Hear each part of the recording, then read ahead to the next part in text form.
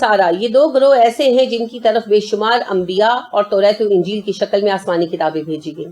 مشرکین مکہ کے مقابلہ میں ان کے پاس چونکہ آسمانی کتاب تھی، چاہے اس کی تصدیقی حیثیت کیسی ہی کیوں نہ رہی ہو، اس لیے قرآن مجید نے ان دونوں گروہوں کو اہل کتاب کے نام سے پکارا ہے۔ یہ دونوں گروہ اگرچہ اللہ کو خالق و مالک مانتے تھے، مگر ان کا تصور الہہ وہ نہیں رہا تھا جو ان کی انبیاء نے انہیں بتایا تھا۔ ان کے انبیاء نے انہیں جو کچھ بتایا تھا وہ تو یہ تھا کہ اس کائنات کا مالک اور خالق اللہ ہے اور وہ ایک ہے۔ وہی اس بات کا حق رکھتا ہے کہ اس کی عبادت کی جائے اور کسی کو اس کی عبادت میں شریک نہ کیا جائے۔ جیسے موسیٰ علیہ السلام کے بارے میں قرآن مجید بیان کرتا ہے، سورہ طٰہٰ آیت نمبر 11 تا 14۔ فَلَمَّا آتَاهَا نُودِيَ يَا مُوسَىٰ إِنِّي أَنَا رَبُّكَ فَاخْلَعْ نَعْلَيْكَ إِنَّكَ بِالْوَادِ الْمُقَدَّسِ طُوًى وَأَنَا اخْتَرْتُكَ فَاسْتَمِعْ لِمَا يُوحَىٰ إِنَّنِي أَنَا اللَّهُ لَا إِلَٰهَ إِلَّا أَنَا فَاعْبُدْنِي وَأَقِمِ الصَّلَاةَ لِلذِّكْرِ۔ اور جب وہ موسیٰ وہاں پر پہنچے تو انہیں پکارا گیا کہ اے موسیٰ، بے شک میں تیرا رب ہوں، تم اپنے جوتے اتار دو، یقیناً تم طویٰ کی مقدس وادی میں موجود ہو، میں نے تمہیں اپنے پیغام کے لیے چن لیا ہے، لہٰذا غور سے سنو جو تم پر وحی کیا جا رہا ہے، بے شک میں ہی اللہ ہوں اور میرے علاوہ کوئی معبود برحق نہیں، لہٰذا تم میری ہی عبادت کرو اور میری یاد کے لیے نماز قائم کرو۔ تو پہلی وحی حضرت موسیٰ علیہ السلام پر کیا آئی تھی؟ یہی جو آپ سن رہے ہیں، اننی انا اللہ لا الہ الا انا، میں اللہ ہوں، میرے سوا کوئی الہ نہیں ہے، فاعبدنی، میری عبادت کرو، واقم الصلاۃ لذکری، اور میری یاد کے لیے نماز قائم کرو۔ یہ پہلی وحی تھی۔ تو یہی تصور الہ حضرت موسیٰ علیہ السلام نے اپنی امت کو آگے پہنچایا نا۔ اسی طرح عیسیٰ علیہ السلام کے بارے میں ہے کہ انہوں نے اپنی امت سے کہا، سورۃ المائدہ آیت نمبر 114، انی اعبدوا اللہ ربی و ربکم، تم ایک اللہ کی عبادت کرو جو میرا بھی رب ہے اور تمہارا بھی رب ہے۔ یہود و نصارہ نے اپنے انبیاء کے بتائے ہوئے تصور الہ میں کیا بگاڑ پیدا کر لیا تھا، اس کے بارے میں قرآن مجید کی درج ذیل آیات سے ہمیں پتہ چلتا ہے۔ سورہ توبہ آیت نمبر 30 اور 31، وقالت یہود عزیر ابن اللہ وقالت النصارى المسیح ابن اللہ ذلک قولهم بافواہہم یضاہئون قول الذین کفروا من قبل قاتلهم اللہ انا یؤفکون اتخذوا احبارهم ورهبانهم اربابا من دون اللہ ومسیح ابن مریم وما امروا الا لیعبدوا الہا واحدا لا الہ الا هو سبحانہ عما یشرکون۔ یہود کہتے ہیں عزیر اللہ کے بیٹے ہیں، نصرانی کہتے ہیں مسیح اللہ کے بیٹے ہیں۔ یہ قول صرف ان کے منہوں کی باتیں ہیں، اور یہ وہ ایسی ہی باتیں ہیں جیسے ان سے پہلے کافر لوگ کرتے رہے ہیں۔ اللہ انہیں غارت کرے، یہ کیسے پلٹ گئے ہیں، پلٹائے جا رہے ہیں۔ ان لوگوں نے اللہ کو چھوڑ کر اپنے عالموں اور درویشوں کو اپنا رب بنا لیا، اور مریم کے بیٹے مسیح کو بھی رب بنا لیا، حالانکہ انہیں صرف ایک اللہ ہی کی عبادت کا حکم دیا گیا تھا جس کے سوا کوئی معبود نہیں، وہ پاک ہے ان کے شریکوں سے جو انہوں نے مقرر کر رکھے ہیں۔ اس آیت سے معلوم ہوا کہ عیسائیوں نے عیسیٰ علیہ السلام کو اللہ کا بیٹا اور یہودیوں نے عزیر علیہ السلام کو اللہ کا بیٹا بنا لیا۔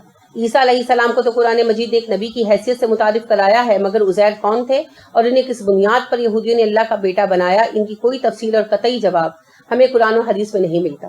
تاریخی اور اسرائیلی روایتوں کی بنیاد پر بعض لوگوں نے انہیں ایک نبی اور بعض نے ایک عالم قرار دینے کی کوشش کی ہے۔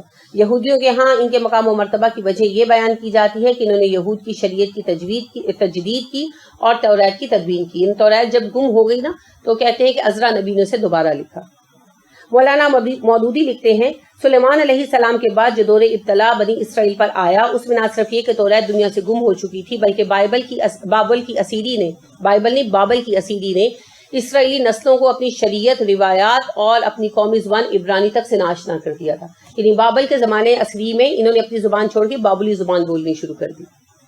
آخر کار انہیں عزیر یا عزرا نے بائبل کے پرانے عہد نامے کو مرتب کیا، یعنی توریت کو لکھا اور شریعت کی تجدید کی۔ اسی وجہ سے بنی اسرائیل ان کی بہت تعظیم کرتے، اور یہ تعظیم اس حد تک بڑھ گئی کہ بعض یہودی گروہوں نے ان کو ابن اللہ تک بنا دیا۔ یہاں قرآن مجید کے ارشاد کا مقصود یہ نہیں ہے کہ تمام یہودیوں نے بالاتفاق عزرا کاہن کو خدا کا بیٹا بنایا، بلکہ مقصود یہ بتانا ہے کہ خدا کے متعلق یہودیوں کے اعتقادات میں جو خرابی رونما ہوئی وہ اس حد تک ترقی کر گئی کہ عزرا کو خدا کا بیٹا قرار دینے والے بھی ان میں پیدا ہو گئے۔ یہود جو ہیں وہ سارے کے سارے عزیر کو اللہ کا بیٹا نہیں مانتے، گروہ ہیں ان کے اندر۔ حالانکہ اللہ تعالیٰ کی نہ بیوی ہے، نہ اولاد، نہ والدین، جبکہ حضرت عزیر اور عیسیٰ علیہ السلام نے اپنے آپ کو نہ اللہ کا بیٹا کہا، نہ وہ ایسا کہہ سکتے تھے، نہ وہ اللہ کے بیٹے تھے، بلکہ وہ تو اللہ کے پیدا کردہ ایک بندے اور اس کے رسول تھے، اور انہوں نے اللہ کی وحدانیت ہی کا تصور پیش کیا، مگر ان کے بعد لوگوں نے ان کی تعلیمات کو بدل ڈالا۔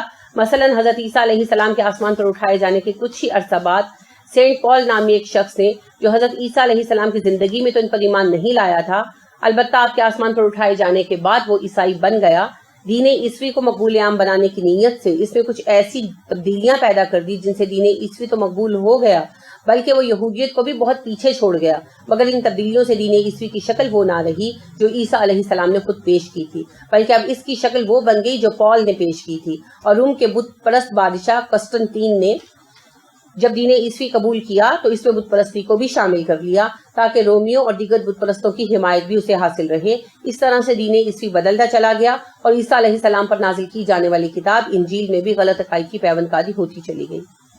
سینٹ پال ہی وہ پہلا شخص ہے جس نے حضرت عیسیٰ علیہ السلام کے لیے اللہ کا بیٹا ہونے اور ان میں خدائی صفات کا ظہور ہونے کا عقیدہ پیش کیا۔ حضرت عیسیٰ علیہ السلام کی پیدائش سے لے کر آسمان پر اٹھائے جانے تک کی زندگی کا بڑا حصہ چونکہ معجزات پر مشتمل رہا تھا، اس لیے عیسائیوں میں سینٹ پال کے بنائے ہوئے ابنیت اور الوہیت وغیرہ کے عقائد بہت جلد مقبول عام ہو گئے۔ اگرچہ دین عیسوی کے اصل پیروکار ان نظریات کے خلاف آواز اٹھاتے رہے مگر ان کی کوششیں برابر ثابت نہ ہو سکیں، اور جب رومی بادشاہوں نے بھی عیسائیت قبول کی تو ان شرکیہ عقائد یعنی ابنیت، الوہیت، تثلیث، حلول وغیرہ کو سرکاری سطح پہ نافذ کر دیا اور ان سے اختلاف کرنے والوں کو کافر قرار دے کر تختہ اعداد پر چڑھانا شروع کیا۔ نتیجہ یہ نکلا کہ یہ شرکیہ عقائد ہی مسیحی دنیا کے اصل عقائد و نظریات کی حیثیت اختیار کر گئے۔ یہود و نصارہ کے بگڑے ہوئے تصور الہہ پر تنقید کے سلسلے میں قرآن مجید نے ایک تو یہ بات پوری وضاحت کے ساتھ بیان کر دی کہ عیسیٰ علیہ السلام اور عزیر علیہ السلام کے بارے میں ابنیت، الوہیت وغیرہ جیسے نظریات سراسر کفر و شرک پر مبنی ہیں، اور دوسرے یہ پہلو اجاگر کیا کہ خود حضرت عیسیٰ علیہ السلام نے اپنے آپ کو اللہ کا بندہ اور رسول کہتے ہوئے اسی ایک معبود برحق کی عبادت کی تعلیم دی تھی۔ درج ذیل آیات میں انہی حقائق کو بیان کیا گیا ہے۔ سورۃ المائدہ آیت نمبر 17۔ لقد كفر الذين قالوا ان الله هو المسيح ابن مريم قل فمن يملك من الله شيئا ان اراد ان يهلك المسيح ابن مريم وامه ومن في الارض جميعا ولله ملك السماوات والارض وما بينهما يخلق ما يشاء والله على كل شيء قدير۔ یقیناً وہ لوگ کافر ہو گئے جنہوں نے یہ کہا کہ مسیح بن مریم ہی اللہ ہے۔ آپ ان سے کہہ دیجئے اگر اللہ تعالیٰ مسیح بن مریم اور اس کی والدہ اور روئے زمین کے سب انسانوں کو ہلاک کر دینا چاہے تو کون ہے جو اللہ پر کچھ اختیار رکھتا ہو؟ آسمان و زمین اور ان دونوں کے درمیان کا کل مالک اللہ تعالیٰ ہی ہے، وہ جو چاہتا ہے پیدا کرتا ہے اور اللہ ہر چیز پر قادر ہے۔ سورۃ المائدہ کی آیت نمبر 82 اور 83، 72 اور 73، 72 73۔ لقد كفر الذين قالوا ان الله هو المسيح ابن مريم وقال المسيح يا بني اسرائيل اعبدوا الله ربي وربكم انه من يشرك بالله فقد حرم الله عليه الجنة ومأواه النار وما للظالمين من انصار لقد كفر الذين قالوا ان الله ثالث ثلاثة وما من اله الا اله واحد۔ بے شک وہ لوگ کافر ہو گئے جنہوں نے یہ کہا کہ مسیح بن مریم ہی اللہ ہے، حالانکہ خود مسیح نے ان سے کہا تھا کہ اے بنی اسرائیل اللہ ہی کی عبادت کرنا جو میرا اور تمہارا رب ہے۔ یقین مانو جو شخص اللہ کے ساتھ شرک کرتا ہے اللہ اس پر جنت حرام کر دیتے ہیں اور اس کا ٹھکانہ جہنم ہوگا، گنہگاروں کی مدد کرنے والا کوئی بھی نہ ہوگا۔ بے شک وہ لوگ بھی کافر ہو گئے جنہوں نے کہا کہ اللہ تین میں تیسرا ہے، دراصل اللہ تعالیٰ کے سوا کوئی معبود ہے ہی نہیں۔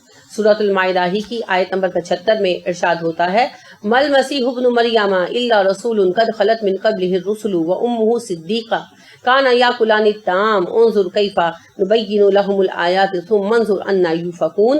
مسیح ابن مریم سوائے ایک پیغمبر ہونے کے اور کچھ بھی نہیں تھے، اور ان سے پہلے بہت سارے پیغمبر گزر چکے ہیں۔ ان کی والدہ ایک سچی عورت تھیں، دونوں ماں بیٹے کھانا کھایا کرتے تھے۔ آپ دیکھیے کس طرح ہم ان کے سامنے دلیلیں رکھتے ہیں، پھر غور کیجئے کہ وہ کس طرح ان دلیلوں سے پھرے جا رہے ہیں۔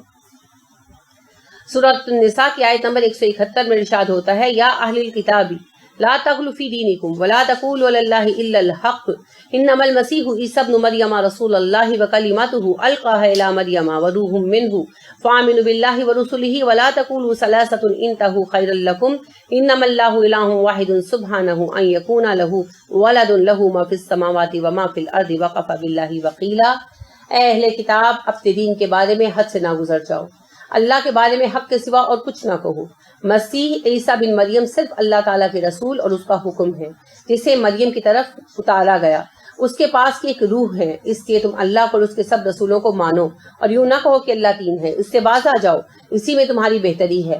عبادت کے لائق صرف اللہ ہے جو ایک ہی ہے اور وہ اس سے پاک ہے کہ اس کی اولاد ہو. اسی کے لیے ہے جو کچھ آسمانوں میں ہے جو کچھ زمین میں ہے, اور اللہ کافی ہے کام بنانے والا یعنی کارساز.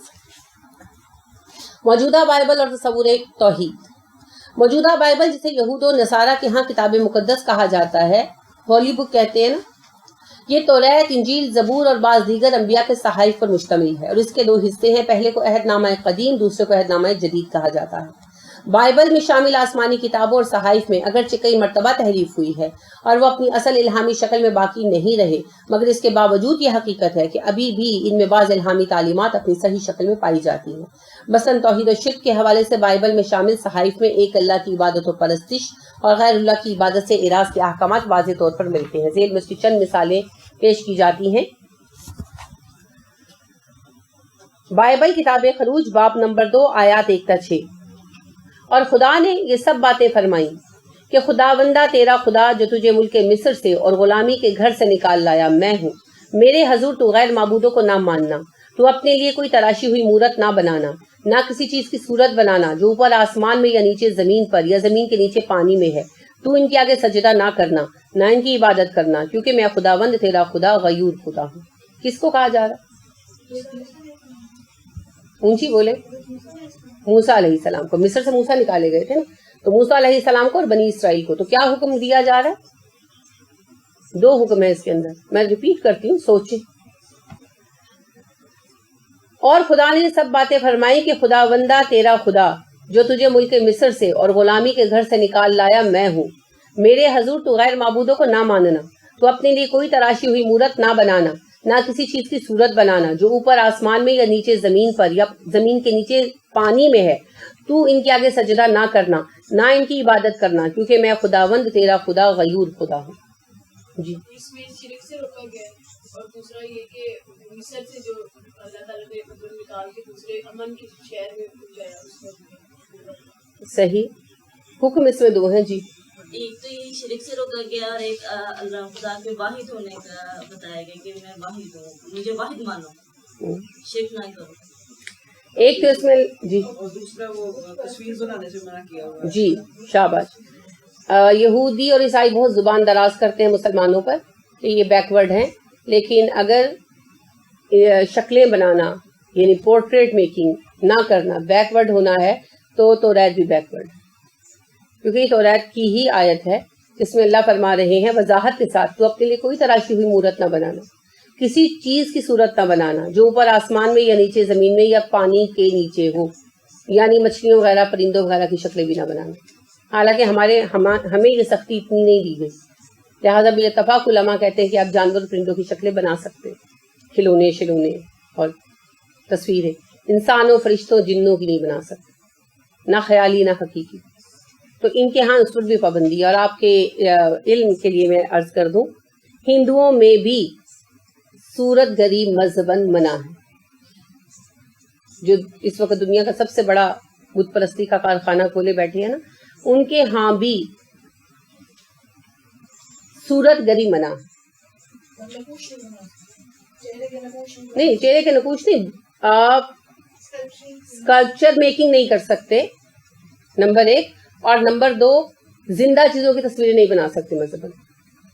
ٹھیک ہے, تو مذہباً ان کے ہاں پریتما کارک ہونا گناہ سمجھا جاتا ہے, صورت گر گناہ سمجھا جاتا ہے, اور پھر ان کے مذہب کی ساری بنیاد بتوں پر ہے.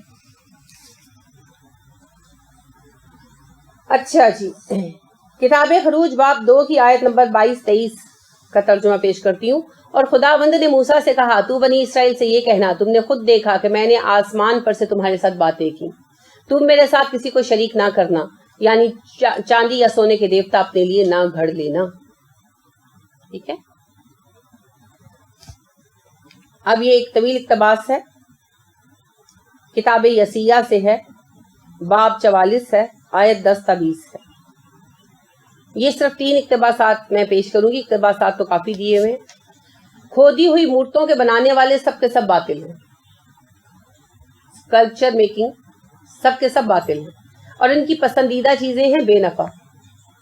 یہ بائبل کا اپنا بیان ہے, توریت کا اپنا بیان ہے. انہی کے گواہ دیکھتے نہیں اور سمجھتے نہیں تاکہ پشیمان ہو. کسی نے کوئی بت بنایا یا کوئی مورت ڈھالی جس سے کچھ فائدہ ہو, دیکھ اس کے سب ساتھی شرمندہ ہوں گے کیونکہ بنانے والے تو انسان ہیں. بڑھئی سود پھیلاتا ہے اور نکیلے ہتھیار سے اس کی صورت کھینچتا ہے. وہ اس کو رندے سے صاف کرتا ہے اور پرکار سے اس پر نقش بناتا ہے. وہ اسے انسان کی شکل بلکہ آدمی کی خوبصورت شبیہ بناتا ہے تاکہ گھر میں نصب کر دے. لکڑی پر جو کندہ کاری کی جاتی ہے وہ دیوداروں کو اپنے لیے کاٹتا ہے اور قسم قسم کے بلوط کو لیتا ہے اور جنگل کے درختوں سے جس کو پسند کرتا ہے کاٹتا ہے. وہ صنوبر کا درخت لگاتا ہے اور میں سے اسے سینچتا ہے. تب وہ آدمی کے لیے ایندھن ہوتا ہے. وہ اس میں سے کچھ سلگھا کر تاپتا ہے اور اسے جلا کر روٹی پکاتا ہے اور پھر اس سے بت بنا کر اس کو سجدہ کرتا ہے. وہ کھودی ہوئی مورت بناتا ہے اور اس کے آگے منہ کے بل گرتا ہے اور اسے التجا کر کے کہتا ہے مجھے نجات دے کیونکہ تو میرا خدا ہے. وہ نہیں جانتے اور نہیں سمجھتے کیونکہ ان کی آنکھیں بند ہیں. بس وہ نہیں دیکھتے اور ان کے دل سخت ہیں. بس وہ نہیں سمجھتے بلکہ کوئی اپنے دل میں نہیں سوچتا. نہ کسی کو معرفت اور تمیز ہے کہ اتنا کہے میں نے تو اس کا ایک ٹکڑا آگ میں جلایا اور میں نے اس کے انگاروں پر روٹی بھی پکائی اور گوشت بھونا اور کھایا. اب کیا میں اس کے بقیہ حصے سے ایک مکروہ چیز بناؤں؟ کتنا واضح تباسن. اور اس طرح کے کئی اقتباسات موجود ہیں. موجودہ بائبل اور تصور خدا. موجودہ بائبل میں ایک اللہ کی عبادت اور بت پرستی کی مذمت کا جا بجا تذکرہ ملتا ہے جیسا کہ پیچھے گزرا ہے. مگر خود اللہ تعالیٰ کے بارے میں بعض ایسی باتیں بھی موجود ہیں جو اللہ کی شان و عظمت کے منافی ہیں. مثلا بائبل میں ہے کہ اللہ تعالیٰ نے انسانوں کو پیدا کرنے کے بعد غم و رنج کا اظہار کیا. اسی طرح ایک اور مقام پر اللہ تعالیٰ کو حضرت یعقوب علیہ السلام کے ساتھ کشتی لڑتے بھی دکھایا گیا ہے. اسی طرح 6 دنوں میں کائنات بنانے کے بعد 7ویں دن اللہ کو تھکا ہوا اور آرام کا محتاج ظاہر کیا گیا ہے. اسی طرح اللہ تعالیٰ کی بعض ایسی صفات کا تذکرہ بھی ملتا ہے جو اللہ کے شایان شان نہیں ہے. تو یہ سب کچھ پھر تحریف شدہ ہے. ہندو مت اور تصور الہ. بر صغیر میں آباد لوگوں کی بڑی تعداد جس مذہب کی پیروکار ہے اسے ہندو مت کہا جاتا ہے. یہ انتہائی قدیم مذہب ہے مگر اس مذہب کی نسبت نہ کسی نبی کی طرف ہے نہ رسول کی طرف. نہ ہی ان کی کوئی مستند الہامی کتاب موجود ہے. یہی وجہ ہے کہ اس مذہب کے ماننے والوں کے بنیادی عقائد سے لے کر جزوی اعمال تک ہر جگہ تضاد اور اختلاف پایا جاتا ہے اور خود ہندو محققین و مورخین بھی اس کا اعتراف کرتے ہیں. ہندو مت میں تصور الہ تری مورتی سے شروع ہوتا ہے اور ہندوؤں کے بقول تری مورتی کا تصور یہ ہے کہ اللہ تعالیٰ یعنی کائنات کا خالق و مالک بھگوان 3 شکلوں میں ظاہر ہوا. ایک برہما، دوسرا وشنو اور تیسرا مہادیو جسے شیو بھی کہا جاتا ہے. ہندوؤں کے بقول برہما کا کام مخلوقات کو پیدا کرنا ہے، وشنو کا کام مخلوقات کو پالنا ہے اور شیو کا کام تباہی بربادی لانا ہے. تو ہندوؤں نے ان تینوں کی پہلے الگ الگ فرضی شکلیں بنائیں اور پھر ان کو متحد کر دیا. لہٰذا کبھی آپ کو ٹی وی میں یا اخبار میں دیکھنے کے اتفاق ہوا ہو کہ ایک بت ہوتا ہے اس کی 3 شکلیں ہوتی ہیں، 3 چہرے ہوتے ہیں، اس کے ٹرائی اینگولر سا ہوتا ہے. اسے تری مورتی کہا جاتا ہے. کن 3 خداؤں سے مل کر بنتا ہے؟ وشنو، شیو اور برہما. ٹھیک ہے. ویسے ان میں یہ رب کائنات وشنو کو مانتے ہیں، برہما اور شیو کو وشنو کا ایک روپ مانتے ہیں. اور بعد میں ان تینوں کو متحد کر کے ایک ایسے دیوتا کی شکل دے دی جس کے جسم پر بیک وقت 3 سر ہیں. اسے ان کے ہاں تری مورتی کا نام دیا گیا ہے. ہندوؤں کی مذہبی کتابوں میں ان تینوں دیوتاؤں کو انسانی شکل میں پیش کیا گیا ہے. ان کے بارے میں عجیب و غریب کہانیاں بیان کی گئی ہیں جن سے معلوم ہوتا ہے کہ ان 3 دیوتاؤں کے علاوہ ان 3 دیوتاؤں سے بے شمار دیوتا پیدا ہوئے. کوئی کسی کی میل کچیل سے، کوئی کسی کے غصے سے، کوئی راکھ سے، کوئی خاک سے، کوئی دیوتاؤں کے زنا سے، حتیٰ کہ بتوں، دیویوں، دیوتاؤں کا یہ سلسلہ کروڑوں کی تعداد تک بڑھتا چلا گیا. اور اب صورتحال یہ ہے کہ جاندار اشیاء سے لے کر بے جان چیزوں تک، پودوں اور درختوں سے لے کر دریاؤں اور سمندروں تک، اجرام فلکی سے لے کر ناقابل ذکر اعضائے انسانی تک شاید ہی کوئی ایسی چیز ہو جس کی ہندو پرستش نہ کرتے ہوں. ہندو مت چونکہ ایک مذہب کی بجائے فلسفہ کی حیثیت رکھتا ہے اسی لیے اس میں عجیب فلسفیانہ بحثیں ملتی ہیں. ہندوؤں کا ایک فلسفہ ہے جسے وحدت الوجود کہا جاتا ہے. یہ بات یاد رکھیے گا، یہ آگے چل کر آپ کو کام دے گی. ہندوؤں کا ایک فلسفہ ہے جسے وحدت الوجود کہا جاتا ہے. اس فلسفے کے روح سے کائنات میں دکھائی دینے والی ہر چیز خدا کی ذات کا ایک حصہ اور جزو لا ینفک ہے. اسی طرح ہندو مت میں ایک فلسفہ اوتار کا بھی ہے. اس کی روح سے اللہ تعالیٰ حسب ضرورت کبھی بھی کہیں بھی انسانی شکل میں نمودار ہو جایا کرتے ہیں. اسی طرح ہندو مت میں ایک فلسفہ تناسخ کا بھی ہے. اسے آواگون یا جونی چکر بھی کہا جاتا ہے. اس فلسفہ تناسخ کو اس طرح بیان کیا جاتا ہے کہ انسان کی روح اس وقت تک دنیا میں مختلف شکلوں میں ظاہر ہوتی رہتی ہے جب تک انسان اپنے گناہوں سے پاک نہ ہو جائے، اور جب وہ ہر گناہ سے پاک ہو کر مرے تب اس کی روح اللہ سے جا کر مل جاتی ہے. اسے دنیا میں بار بار مختلف شکلوں میں جنم لینے کے چکر سے نجات مل جاتی ہے. اور ہندو مت میں یہی انسان کا اچھا انجام ہے. سمجھ آئی تناسخ کے عقیدے کی؟ آواگون تناسخ یا جونی چکر کا عقیدہ یہ ہے کہ ایک انسان پیدائشی گناہ گار ہوتا ہے اور اس کو تب تک دنیا میں بار بار جنم لینا پڑتا ہے جب تک وہ اپنے سارے گناہوں کا کفارہ ادا نہ کر لے. جب وہ سارے گناہوں کا کفارہ ادا کر لیتا ہے اور اس کا علم صرف بھگوان کو ہی ہے کہ کب کرتا ہے, تو پھر اس کو دوبارہ جنم نہیں لینا پڑتا اور اس کی روح بھگوان کی روح سے جا کر مل جاتی ہے, یعنی وہ فنا فی اللہ ہو جاتا ہے اور اس کو دوبارہ دنیا میں جنم نہیں لینا پڑتا. جیسے یہ کہتے ہیں اتنے جنم ہو گئے, اگلے جنم میں ملاقات.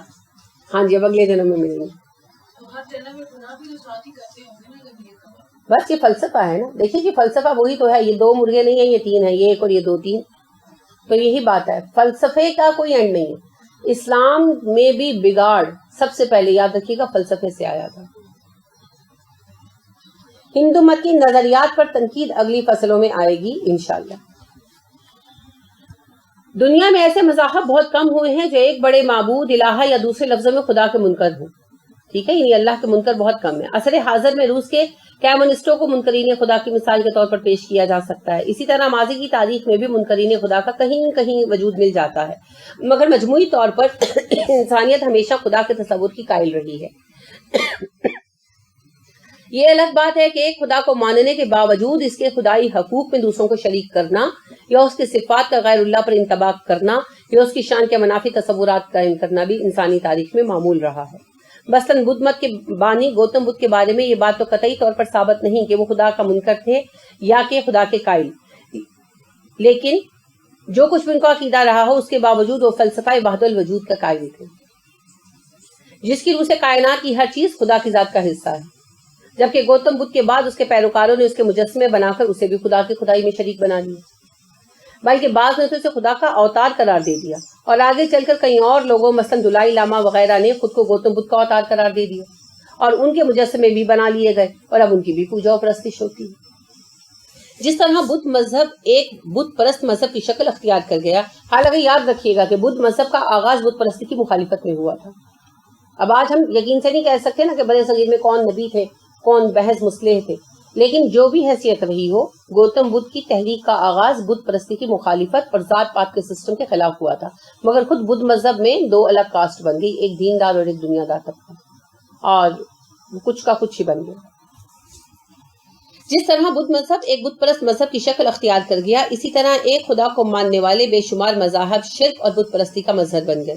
مثلا چین کے 2 بڑے مذہب تاؤازم اور کنفیوشزم ہندوؤں کی طرح بے شمار دیویوں اور دیوتاؤں کی پرستش کے قائل ہیں, حتیٰ کہ ان کے مذاہب کے پیروکار اپنے آباء و اجداد کے بت بنا کر ان کی بھی عبادت کرتے ہیں.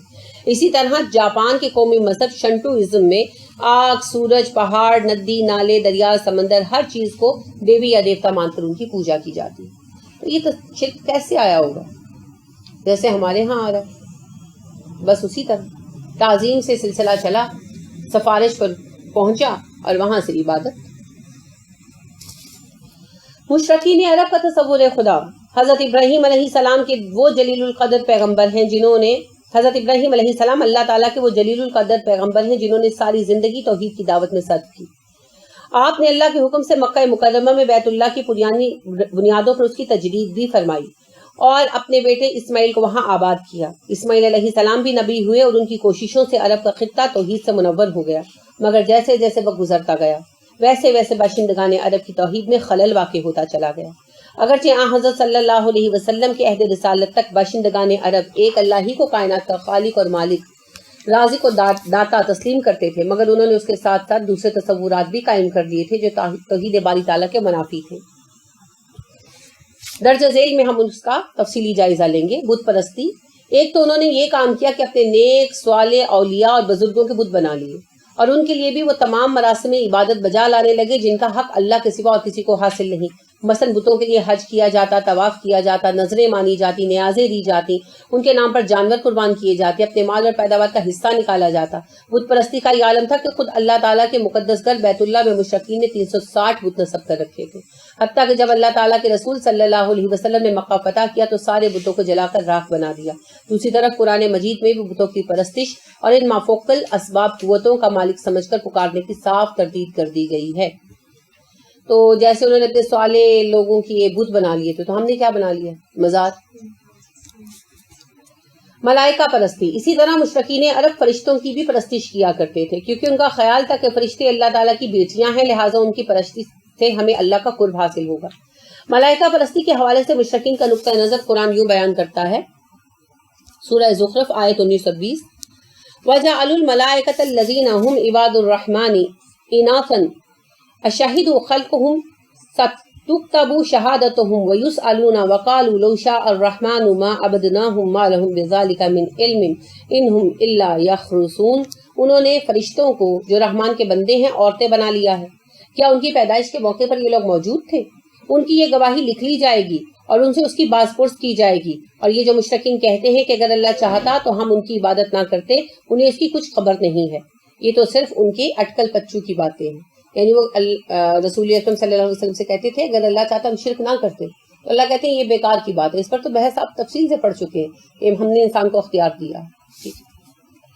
جنات پرستی، مشرکین عرب سمجھتے تھے کہ شاید ملائکہ اور جنات ایک جیسی مخلوق ہے، چنانچہ وہ جنات کو بھی اللہ کے رشتہ دار کہا کرتے تھے اور اسی مناسبت سے جنات کی بھی عبادت کرتے تھے، جیسا کہ قرآن مجید میں آتا ہے وَجَعَلُوا بَيْنَهُ وَبَيْنَ الْجِنَّةِ نَسَبًا، سورہ صافت آیت نمبر 58۔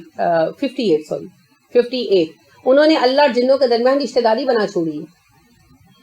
وَجَعَلُوا لِلَّهِ شُرَكَاءَ الْجِنَّ وَخَلَقَهُمْ وَخَرَقُوا لَهُ بَنِينَ وَبَنَاتٍ بِغَيْرِ علم، سورۃ الانعام آیت نمبر 100۔ انہوں نے اللہ کے ساتھ جنات کو بھی شریک ٹھہرا لیا، حالانکہ اللہ تعالیٰ تو ان کا خالق ہے، اور انہوں نے علم کے بغیر خدا کے لیے بیٹے اور بیٹیاں بھی تجویز کر لی۔ تو جن پرستی تو ہمارے ہاں بھی ہے نا۔ نیز وہ مصیبت اور خوف کے وقت انہی جنوں سے پناہ بھی مانگا کرتے تھے۔ اللہ ارشاد فرماتے ہیں کان رجال من الانس یعوذون برجال من الجن، سورۃ الجن ہے آیت نمبر 6۔ انسانوں میں سے کچھ لوگ ہیں جو مذکر جنوں سے پناہ مانگتے ہیں۔ یہاں یہ سوال پیدا ہوتا ہے کہ جب مشرکین عرب اللہ تعالیٰ کو خالق کائنات اور رازق مخلوقات تسلیم کرتے تھے، تو پھر اس کے باوجود اللہ تعالیٰ کے حقوق عبادت میں جنات، فرشتوں اور اپنے اولیاء اور ان کے بنائے ہوئے بتوں کو شریک کیوں ٹھہراتے تھے؟ قرآن اس سوال کا جواب یوں دیتا ہے، سورہ یونس آیت نمبر 18، وَيَعْبُدُونَ مِن دُونِ اللَّهِ مَا لَا يَضُرُّهُمْ وَلَا يَنفَعُهُمْ وَيَقُولُونَ هَؤُلَاءِ شُفَعَاؤُنَا عِندَ اللَّهِ قُلْ أَتُنَبِّئُونَ اللَّهَ بِمَا لَا يَعْلَمُ فِي السَّمَاوَاتِ وَلَا فِي الْأَرْضِ سُبْحَانَهُ وَتَعَالَى عَمَّا يُشْرِكُونَ۔ یہ لوگ اللہ کو چھوڑ کر ان کی عبادت کرتے ہیں جو ان کو نہ ضرر پہنچا سکتے ہیں نہ نفع، اور کہتے ہیں کہ یہ اللہ کے پاس ہمارے سفارشی ہیں۔ آپ کہہ دیجئے کیا تم اللہ کو ایسی چیز کی خبر دیتے ہو جو اللہ کو معلوم نہیں ہے، نہ آسمانوں میں نہ زمین میں، وہ پاک اور برتر ہے ان لوگوں کے بنائے ہوئے شرک سے۔ اب ہمارا بھی یہی ہے نا مسئلہ، وہ ہمارے سفارشی ہیں، ہم اللہ کے لیے تقرب کے لیے ان کو پکارتے ہیں۔ سورہ زمر کی آیت 2-3 میں ارشاد ہوتا ہے وَالَّذِينَ اتَّخَذُوا مِن دُونِهِ أَوْلِيَاءَ مَا نَعْبُدُهُمْ إِلَّا لِيُقَرِّبُونَ إِلَى اللَّهِ زُلْفَىٰ، جن لوگوں نے اللہ کے سوا دوسرے سرپرست بنا لیے ہیں، وہ کہتے ہیں ہم ان کی عبادت صرف اس لیے کرتے ہیں کہ یہ بزرگ لوگ اللہ کی نزدیکی کے مرتبے تک ہماری رسائی کر دیں، یعنی ہمیں اللہ کے قرب کا درجہ دلا دیں۔ معلوم ہوا کہ مشرکین مکہ انبیاء و اولیاء وغیرہ کو اللہ کے ہاں اپنا سفارشی سمجھتے ہوئے ان کی عبادت کرتے تھے، مگر اللہ کریم نے ان کی اس دلیل کو صاف طور پر رد کر دیا، کیونکہ اللہ کے تقرب کا طریقہ یہ نہیں کہ انسان خود نیک بننے اور اللہ سے مدد مانگنے کی بجائے نیکوکار بندوں کو پکارے اور ان سے امیدیں لگائے۔ تو یہ ہے تصور الہہ جو دوسرے مذاہب میں پایا جاتا ہے۔ سب میں ایک ہی خرابی نہیں ہے، اللہ کو مانتے ہوئے اللہ کے ساتھ ایسی ہستیوں کو ماننا جو انسان کے اور اللہ کے مابین کڑی بن جائے۔ اب دیکھیے اسلام کیا کہتا ہے۔ اسلام کا تصور الہہ یا تعارف باری تعالی، دنیا میں آپ کے لیے دوسروں کو جاننا ضروری ہے نا۔ ایک بچے کے لیے سب سے پہلے کس کو جاننا ضروری ہے؟ اپنے ماں باپ کو، ہے نا۔ اگر آپ اپنے ماں باپ کا پتہ نہ ہو، کسی کو بھی کسی بھی سبب سے، فرض کریں کوئی یتیم خانے میں بچہ پلا اور پتہ چلا کہ زلزلہ زدہ علاقے سے لایا ہے، اگر اس کو نہیں پتا اس کے ماں باپ کون ہے، تو زندگی کتنی مشکل ہوتی ہے نا اس کے لیے۔ ایک بہت بڑا کوشچن مارک ہے نا۔ حتیٰ کہ وہ پڑھ لکھ جائے، وہ ڈاکٹر انجینئر بن جائے، سائنٹسٹ بن جائے، تو رشتے نہیں ایسا اس کو ملتے کہ لوگ کہتے ہیں پتہ نہیں کس کی اولاد ہے، کہاں سے آیا ہے، ہوتا ہے نا ایسے، اور ساری زندگی دل میں غم لگا رہتا ہے پتہ نہیں میں کس کی اولاد ہوں۔ تو بات یہ ہے کہ انسان کو کچھ چیزوں سے واقف ہونا ضروری ہے، اپنی اصل سے، اپنے نسب سے، اپنے لوگوں سے۔ تو کائنات میں ہمارا سب سے قریبی رشتہ ہے اللہ سے، اور یہ حقیقی رشتہ۔ تو ہمیں سب سے زیادہ واقف ہونا چاہیے اللہ سے. اللہ کون، جو کہ ہمیں کبھی نہیں بتایا جاتا. اس موضوع پر آپ کو کوئی کتاب نہیں پڑھائی جاتی. حالانکہ اسلام کے موضوعات میں ایک اہم موضوع ہے وجود باری تعالیٰ. ٹھیک ہے، انٹروڈکشن آف اللہ. اس پر ہر بڑے عالم نے کچھ نہ کچھ ضرور لکھا. تو زیادہ تر عربی میں لکھا گیا، اردو میں بہت کم ہے اس پر دستیاب، اور جو ہے بھی اس کو کبھی لفٹ نہیں کرائی گئی، یعنی اہمیت نہیں دی گئی. پیروں فقیروں سے نکلیں تو اللہ کو پڑھیں نا.